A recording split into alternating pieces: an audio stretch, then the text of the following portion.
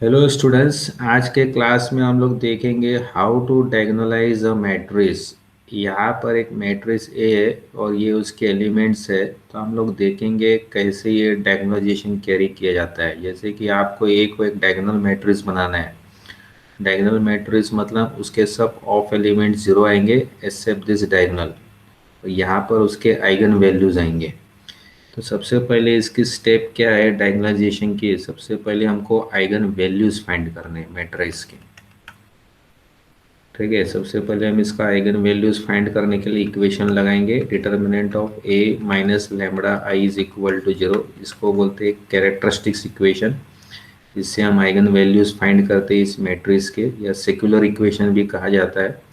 अगर determinant of A minus lambda is equal to zero किया जाए तो उस इक्वेशन को कहते हैं सेक्युलर इक्वेशन। सो इससे क्या होगा, हमको रूट्स मिलेंगे। तो आप देखो यहाँ पर मैंने लिखा गया है 4 2 1 3 माइनस लैम्बडा 1 0 0 1। तो इस तरह से अगर इस डिटर्मिनेंट को हम जीरो करते हैं तो हमको इस मैट्रिक्स के आइगन वैल्यूज मिलेंगे। आप देखो ये मैंने डिटर्मिनेंट लिया है यहाँ पर, ये 4 माइनस लैम्बडा रहेगा यहाँ पर, ये 1 - 0 यानी कि ये 1 रहेगा, ये 2 रहेगा और ये 3 - लैम्बडा रहेगा। ठीक है, अब जब इसके डिटर्मिनेंट को हम जीरो करेंगे तब आप देखोगे इसके आइगन वैल्यूज हमको मिलेंगे। तो हमने अभी यहाँ पर 4 - लैम्बडा तो 3 - लैम्बडा -2 इक्वल टू 0। तो 12 - 4 lambda -3 lambda plus lambda square -2 equal to 0। Therefore lambda square -7 lambda plus 10 equal to 0। तो 5 2 is 10, right? So lambda square -5 lambda -2 lambda plus 10 equal to 0। lambda -5 -2 lambda -5 equal to 0। lambda -2 lambda -5 equal to 0। Therefore इसके roots आ गए, lambda 1 is equal to 2 lambda 2 is equal to 5। Right, अब हम क्या करेंगे, इसके eigen vectors find करेंगे। तो आइगन वेक्टर्स फाइंड करने के लिए हम सबसे पहले ये दो रूट लेंगे। फॉर लैम्बडा 1 इक्वल टू 2, तो सबसे पहले ये मैट्रिक्स को हम लोग कॉपी कर लेंगे जो हमारी मैट्रिक्स है ओरिजिनली। तो ये लैम्बडा 1 इक्वल टू 2 है, तो ये हमारी ओरिजिनल मैट्रिक्स है 4 2 1 3। 4 2 1 3 ये मैट्रिक्स के एलिमेंट्स है 4 2 1 3। अब इसके लिए हमको आइगन वेक्टर्स फाइंड करना है। ये सबसे पहले हम मैट्रिक्स के रूट्स फाइंड करेंगे। हर रूट के लिए हम आइगन वेक्टर फाइंड करेंगे, यानी कि आइगन वैल्यू फाइंड करेंगे। हर आइगन वैल्यू के लिए हम लोग आइगन वेक्टर्स फाइंड करेंगे। तो आइगन वेक्टर्स के लिए फाइंड करने के लिए आप इक्वेशन लगाओगे ax is equal to lambda into I into x. therefore a minus lambda I into x equal to 0। और ये ध्यान में रखिए ये स्क्वायर मैट्रिक्स है। तो यहाँ पर देखिए ये एक नॉन सिमेट्रिक मैट्रिक्स है। ठीक है, तो ये नॉन सिमेट्रिक मैट्रिक्स है।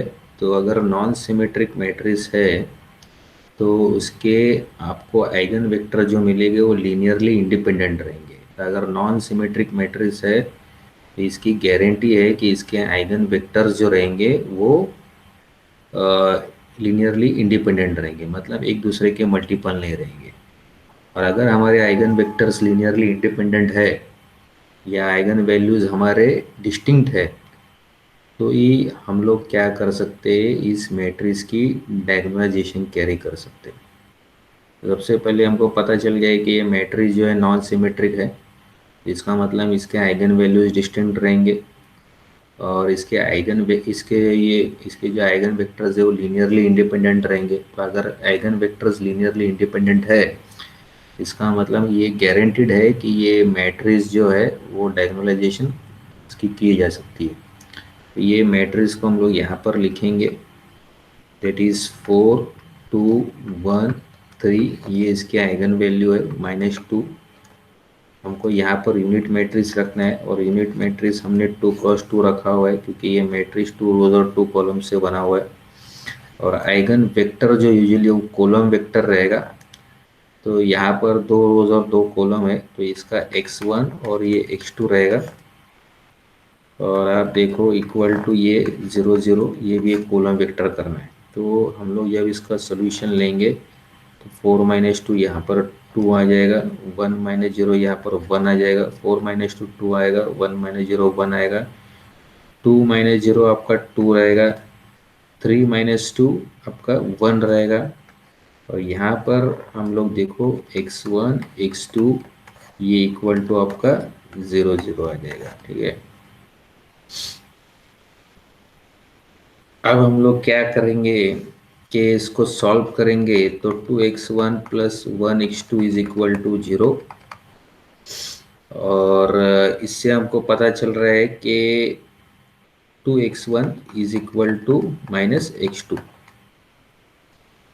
मतलब x2 is equal to -x1, right. x2 is equal to x2 is equal to -2x1। अगर हमने x1 को k एज्यूम किया है,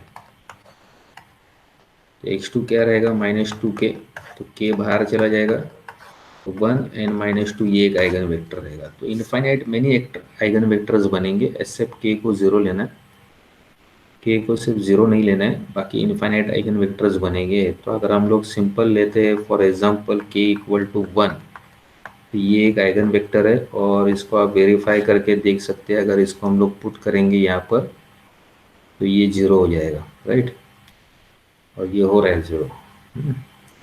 अब इसके बाद हम लोग क्या करेंगे, ये जो मैट्रिक्स हमारे पास आई हुई है यहाँ पर, ये जो मैट्रिक्स हमारे पास आई हुई है 4 2 1 3 इसके एलिमेंट है। तो दूसरा जो आइगन वैल्यू हमारा था, वो आप देखेंगे कि जो हमने निकाला था 4 2 1 3 के लिए, 5 के लिए, अब उसके लिए हम लोग आइगन वेक्टर्स फाइंड करेंगे। ठीक है, 4 2 1 3, तो ये हमारा मैट्रिक्स है 4 2 1 3। अब जो सेकेंड आइगन वैल्यू निकली हुई है 5, इसके लिए हमको आइगन वेक्टर निकालना पड़ेगा। ये है यहाँ पर,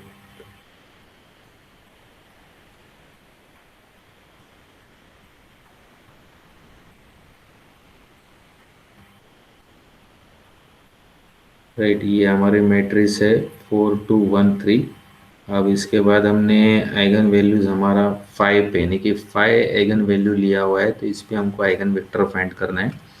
आइगन वेक्टर फाइंड करने के लिए हम लोग इक्वेशन यूज करेंगे, ax is equal to λi into x, a minus λi into bracket x that should be equal to 0। अब ये पूरे मैट्रिक्स को मैंने अंदर लिया हुआ है, दैट इज 4 2 1 3 माइनस लैम्बडा ये मेरे आइगन वैल्यू है, दैट इज 5। ये यूनिट मैट्रिक्स है, तो ये 2 × 2 है, तो इसके लिए ये यूनिट मैट्रिक्स भी 2 × 2 रहेगा, 1 0 0 1। और यहाँ पर मैं आइगन वेक्टर डालूंगा x1 x2 that is equal to 0 0। अब इसके बाद हम देखेंगे 4 - 5 आपका -1 आएगा, 1 - 0 आपका 1 ही रहेगा, 2 - 0 2 रहेगा, 3 - 5 -2 रहेगा। और ये x1 x2 ये कॉलम वेक्टर है, इक्वल टू ये 0 0। अब इसके बाद आप देख सकते हो -x1 + x2 आपका 0 रहेगा, 2x1 माइनस 2x2 ये भी हमारा ज़ीरो रहेगा। तो इससे हमको पता चल रहा है यहाँ पर कि x2 जो हमारा रहेगा यहाँ पर जो हमारा x2 है वो हमारा x1, राइट। तो ये इक्वेशन को सॉल्व करेगा तो पता चलेगा x2 is equal to x1। तो ये हमारा सेकेंड आइगन वेक्टर है जिसको मैं x2 बोलता हूँ। तो अगर x1 और x2 हमारे इक्वल है, x1 को अगर मैंने k लिया हुआ है तो x2 भी k रहेगा। इसका मतलब अगर मैं k को बाहर निकालता हूँ ये 1 1 हो सकता है। तो इसके इन्फाइनाइट आइगन वेक्टर्स बनेंगे except k is equal to 0। For example आप ले सकते हो इसका जो आइगन वेक्टर एक ले सकते हो, for example k equal to 1, x2 will be 1 1। तो ये हमारा एक आइगन वेक्टर आ गया, राइट। और सेकेंड आइगन वेक्टर्स तो ऑलरेडी पहला वाला आइगन वेक्टर भी हमने निकाला हुआ है और वो है 1 माइनस टू, 1 माइनस टू और 1 1, राइट। अब हम लोग क्या करेंगे, एक ऐसा मैट्रिक्स बनाएंगे जो ये आइगन वेक्टर से बनेगा। तो एक मैट्रिक्स बनाएंगे 2x2 जो आइगन वेक्टर्स रहेंगे इसके अंदर, इसके कॉलम रहेंगे, आइगन वेक्टर जो रहेंगे इसके कॉलम रहेंगे। तो एक तो 1 1 हमारा आ चुका है और दूसरा जो है 1 माइनस टू। तो 1 माइनस टू और 1 1। अब हमने एक मैट्रिक्स ढूंढ लिया है जो आइगन वेक्टर से बना हुआ है। यहाँ पर x1 आ गया, यहाँ पर x2 आ गया। अब ये मैट्रिक्स जो है वो डायगोनलाइज करेगा मैट्रिक्स ओरिजिनल मैट्रिक्स को। तो डायगोनलाइजेशन की इक्वेशन क्या है, इस मैट्रिक्स का आपको इन्वर्स निकालना पड़ेगा और ये इक्वेशन करके आप मैट्रिक्स को डायगोनलाइज कर सकते हो। तो सबसे पहले हमको इसका इन्वर्स निकालना पड़ेगा। तो P इनवर्स का फॉर्मूला जानते हो, adjoint of P divide by determinant of P, right. तो इसको नॉन सिंगुलर बनना पड़ेगा, ठीक है। तो इसका इन्वर्स निकाल सकते हैं। तो इसका डिटर्मिनेंट अगर हम निकालने जाएंगे तो आएगा 1 प्लस 2, तो ये 3 हो गया। अब एडजॉइंट ऑफ P निकालना है, तो एडजॉइंट ऑफ P निकालने का मैं यहाँ पर लिख देता हूँ। एडजॉइंट ऑफ P कैसे निकलेगा, आपको एक मैट्रिक्स बनानी पड़ेगी जो कोफैक्टर्स की रहेगी, ठीक है, और उसका ट्रांसपोज लेना पड़ेगा। तो ये आपका एडजॉइंट ऑफ P बनेगा। तो एक ऐसा मैट्रिक्स लेना पड़ेगा जो ये हर एलिमेंट का कोफैक्टर्स लेके एक आपको मैट्रिक्स बनानी पड़ेगी। C11, C12, C21, C22। तो एक ऐसा मैट्रिक्स आपको बनाना पड़ेगा जो हर एलिमेंट के कोफैक्टर से बना हुआ है। फिर उसके बाद उसका ट्रांसपोज लेंगे तो आपको एडजॉइंट मिलेगा। अब मान लो अगर हम लोग फर्स्ट रो और फर्स्ट कॉलम में ले रहे तो इसकी जो कोफैक्टर रहेगी वो कैसे मिलेगा, इसकी प्लेस साइन लगानी पड़ेगी, राइट। फिर इसका माइनर लेना पड़ेगा जो 1 आया होगा। उसके बाद C12 भी आपका ऐसे रहेगा, इस एलिमेंट का आपको प्लेस साइन लेना पड़ेगा 1 प्लस 2, और उसके बाद ये रो और ये कॉलम को एलिमिनेट करो, माइनर लिखो यहाँ पर -2 आ जाएगा। अब उसके बाद ये सेकेंड रो सेकेंड कॉलम को बिलोंग होता है, तो आपको इसका प्लेस साइन लेना पड़ेगा। ये सेकेंड रो और फर्स्ट कॉलम को बिलोंग होता है, तो सेकेंड रो और ये फर्स्ट कॉलम को बिलोंग होता है, सेकेंड रो फर्स्ट कॉलम, इसका माइनर रहेगा यहाँ पर 1। अब ये सेकेंड रो और सेकेंड कॉलम को बिलोंग होता है, तो इसका माइनर रहेगा 2 प्लस 2, और ये देखो इसका ये 1 रहेगा, ठीक है। ये इसकी प्लेस साइन है, ये इसका माइनर है। तो second row first column, second row second column, तो ये जो है ये हर एलिमेंट की प्लेस साइन है और ये इसका माइनर है। तो सबसे पहले हमको एक ऐसा मैट्रिक्स बनाना पड़ेगा जो कोफैक्टर से बना हुआ है, हर एलिमेंट के कोफैक्टर्स निकालने। तो ये कोफैक्टर्स है, फिर एक मैट्रिक्स बनाना है जो पूरा कोफैक्टर से बना हुआ है। तो ये यहाँ पर मैं लिख रहा हूँ, जैसे कि ये 1 आएगा, ये माइनस यानी कि ये 2 आ जाएगा,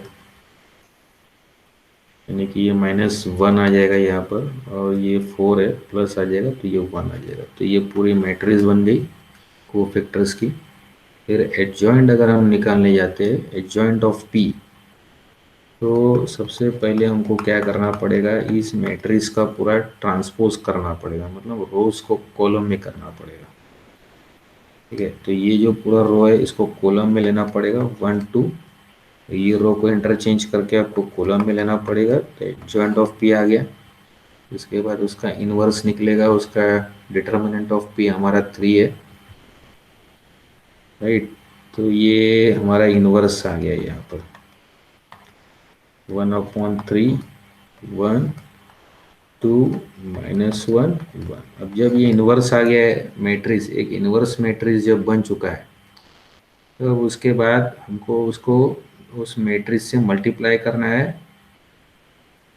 अब हम क्या कर रहे हैं, ये इन्वर्स मैट्रिक्स को यहाँ पर लिख लेते हैं। तो सबसे पहले डायगोनलाइजेशन करने के लिए हमारे पास इक्वेशन है, एक मैट्रिक्स हमने ढूंढ लिया है पी, जो इस मैट्रिक्स को, एक ओरिजिनल मैट्रिक्स को डायगोनलाइज कर सकता है। इसका इन्वर्स यहाँ पर हमको लिखना है। तो इन्वर्स हमने निकाला हुआ है, दैट इज 1/3, 1/3 तो 1 2 -1 1, इसके एलिमेंट्स 1/3, 1 2 -1 1, ये मैट्रिक्स के इन्वर्स है। ये इन्वर्स मैट्रिक्स बन चुका है। तो हमने एक मैट्रिक्स फाइंड कर लिया है, जिससे हम, इसके हेल्प से हम डायगोनलाइज कर सकते हैं। तो इसका इन्वर्स हमने निकाल लिया है 1 2 -1 1। अब जो ओरिजिनली हमारा मैट्रिक्स पी जो आया हुआ है, जो ये ओरिजिनल मैट्रिक्स है 4 2 1 3, राइट, 4 2 1 3, ये उसके एलिमेंट्स है 4 2 1 3। अब हमको मैट्रिक्स पी चाहिए जो आइगन वेक्टर से फॉर्म किया हुआ है। तो वो मैट्रिक्स को हम निकालते हैं। यहाँ पर जो आइगन वेक्टर से बना हुआ है, दैट इज 1 -2 1 1, 1 -2 1 1। अब जब ये, इसको हम सॉल्व करेंगे तो हमको आइगन वैल्यूज मिलेगी, मतलब आइगन वैल्यूज जो है वो डायगोनल में मिलेंगे, और एक मैट्रिक्स बनेगा जो कम्प्लीटली न्यू मैट्रिक्स रहेगा, जिसको हम कहेंगे डायगोनल मैट्रिक्स। तो उसके खाली डायगोनल एलिमेंट्स रहेंगे, ऑफ डायगोनल एलिमेंट 0 रहेंगे। तो यहाँ पर मैं अब उसको लिख रहा हूँ 1/3, ये 2 × 2 है, ये 2 × 2 है। तो जब हम इसको मल्टीप्लाई करेंगे तो ये आएगा 4 -2, तो ये 2 आ गया। ये पूरे रो को इस कॉलम से मल्टीप्लाई करना है और ऐड करना है, तो 4 -2 2 आ गया। फिर ये पूरे रो को इस कॉलम से मल्टीप्लाई करेंगे और ऐड करेंगे, 1 -3 आपका -2 आएगा। तो ये पूरे रो को इस कॉलम से 8 + 2 आपका 10 आ जाएगा, और 2 + 3 आपका 5 आ जाएगा। ठीक है, तो ये 5 बन जाएगा। 2 + 3 में डायरेक्ट इसको लिख देता हूँ 5। तो ये 2 + 3 आपका 5 बन गया। अब इसके बाद इसको इससे मल्टीप्लाई करना है, 1 -2 1 1।